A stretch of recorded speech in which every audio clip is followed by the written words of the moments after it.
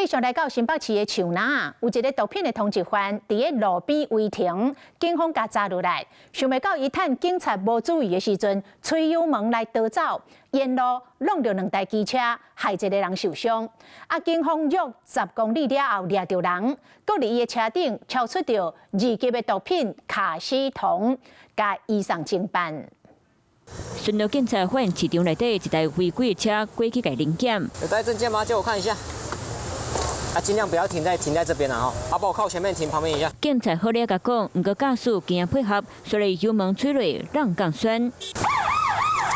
警察车沿路但警铃声起喇叭，代志就发生伫咧昨下晡，新北市邦桥区光明街，交我见随日市野巷仔路下前前，警察留派人就亲像伫咧搬电影。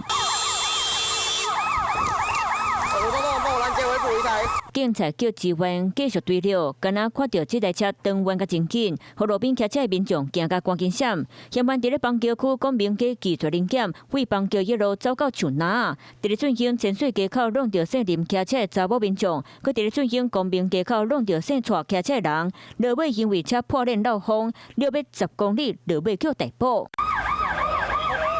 民众看到翕来坡上网，看到车倒前链拢破气啊，佮颠倒向走互警察了，将规尾叫几台警察车包围调查。成功将犯嫌于树林区俊宝路拦停，疑似因该犯嫌因毒品案遭通缉而逃逸。 警察伫咧黄姓氏的车顶敲到2级毒品卡西酮，经过了解，伊有毒品的前科，佮甲因为毒品案扣通缉，可能是因为心虚才逃走。即摆龙背扣掠，佮加上公共危险引起事故逃走等罪嫌，移送新北地检侦办。 Hello， 我是庄慧琪。想要抢先掌握最及时的新闻资讯吗？赶快订阅、按赞、开启小铃铛，锁定华视新闻 YouTube 频道。